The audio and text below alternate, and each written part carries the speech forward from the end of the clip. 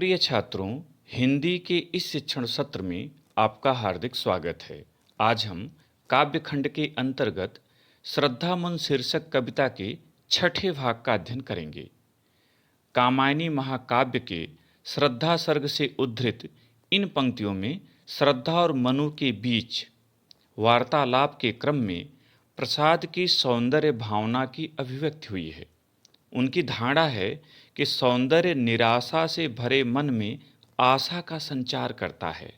यही कारण है कि जब मनु ने श्रद्धा को देखा तो उन्हें श्रद्धा का सौंदर्य पतझड़ में बसंत की बहार जैसा सुखद प्रतीत हुआ।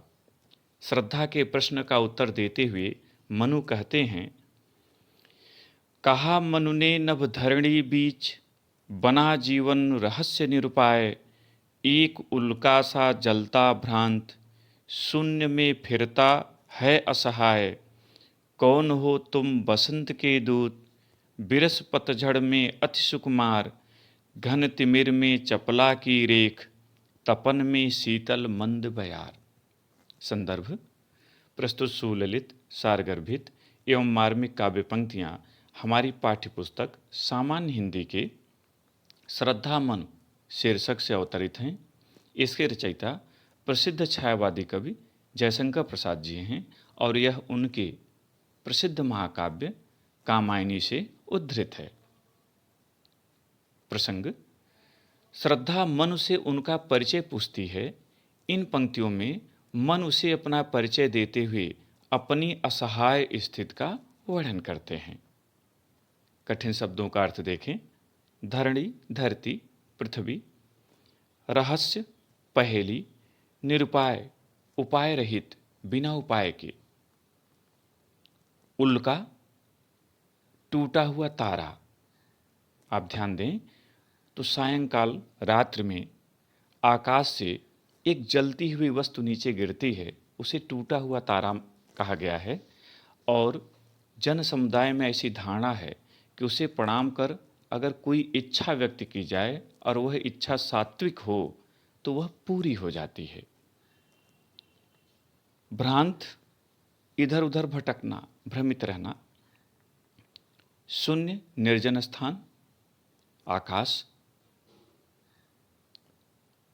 दूत संदेशवाहक, यहाँ बसंत के दूत का तात्पर्य कोयल से है। बिरस नीरस। घन बादल, तिमिर अंधकार। घन तिमिर घने बादल, काले बादल या गहन अंधकार, दोनों अर्थों में लिया जाता है।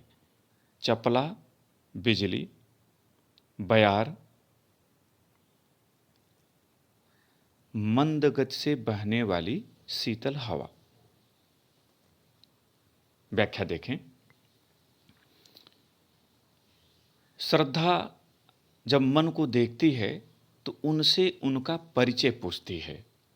मनु श्रद्धा की जिज्ञासा को शांत करते हुए कहते हैं, कहा मनु ने नभ धरणी बीच, बना जीवन रहस्य निरुपाय। श्रद्धा की जिज्ञासा को शांत करते हुए मनु अपना परिचय देते हैं और कहते हैं कि इस आकाश और धरती के बीच मेरा जीवन एक पहेली की तरह है, एक रहस्यपूर्ण है। एक उल्का सा जलता भ्रांत, शून्य में फिरता है असहाय। जैसे टूटा हुआ तारा आकाश में इधर उधर भटकता रहता है, उसका कोई लक्ष्य नहीं होता, उसका कोई उद्देश्य नहीं होता, उसी प्रकार मैं भी इस निर्जन स्थान पर असहाय होकर, उद्देश्य विहीन होकर इधर उधर भटक रहा हूं। कौन हो तुम बसंत के दूत, बिरस पतझड़ में अति सुकुमार। वे श्रद्धा से उसका परिचय पूछते हुए कहते हैं, कौन हो तुम बसंत के दूत। हे सुकुमार अंगों वाली, तुम कौन हो। जैसे बसंत के आगमन का समाचार जब कोयल देती है तो चारों तरफ हरियाली फैल जाती है, उसी प्रकार मेरे नीरस जीवन में आशाओं का संचार करने वाली बिरस पतझड़। जैसे पतझड़ के पश्चात बसंत के आगमन पर चारों ओर हरियाली छा जाती है, उसी प्रकार मेरे नीरस जीवन में आशाओं का संचार करने वाली तुम कौन हो। घन तिमिर में चपला की रेख, जैसे काले घने बादलों के बीच बिजली कौंध जाती है, तपन में शीतल मंद बयार और ग्रीष्म के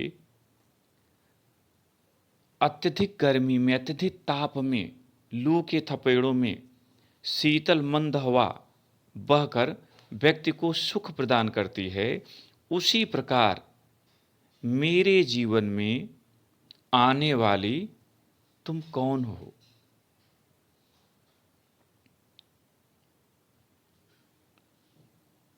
पद्यांश पर आधारित प्रश्न देखें। पहला, प्रस्तुत पद्यांश का शीर्षक तथा कवि का नाम लिखिए। उत्तर, प्रस्तुत पद्यांश का शीर्षक श्रद्धामन तथा कवि का नाम जयशंकर प्रसाद है। दूसरा, रेखांकित अंश की व्याख्या कीजिए और रेखांकित अंश है, एक उल्का सा जलता भ्रांत शून्य में फिरता है असहाय। उत्तर, श्रद्धा द्वारा परिचय पूछे जाने पर मनु उसकी जिज्ञासा को शांत करते हुए कहते हैं कि इस निर्जन स्थान में अपनी वेदना से जलता हुआ मैं असहाय होकर उसी तरह इधर उधर भटक रहा हूं, जिस प्रकार एक उल्कापिंड आकाश में बिना किसी उद्देश्य के इधर उधर भटकता फिरता है। तीसरा प्रश्न, इन पंक्तियों में श्रद्धा मन को कैसी प्रतीत हो रही है। उत्तर, इन पंक्तियों में श्रद्धा मन को पतझड़ के पश्चात आने वाली बसंत तथा आकाश में घने बादलों के बीच चमकने वाली बिजली के सदृश प्रतीत हो रही है। चौथा प्रश्न, एक टूटे हुए तारे से मन की तुलना करके कवि क्या कहना चाहता है। उत्तर, एक टूटे हुए तारे से मन की तुलना करके कवि मन की निराश्रित एवं उद्देश्यहीन स्थिति का चित्रण करना चाहता है। पांचवा प्रश्न, कौन हो तुम बसंत के दूत पंक्ति में कौन किससे परिचय पूछ रहा है। उत्तर, कौन हो तुम बसंत के दूत पंक्ति में मनु श्रद्धा से उसका परिचय पूछ रहे हैं। प्रिय छात्रों, मुझे उम्मीद है कि आज का पाठ आपको समझ में आ गया होगा। इसे अपनी उत्तर पुस्तिका में नोट करें और अभ्यास करें। बहुत बहुत धन्यवाद।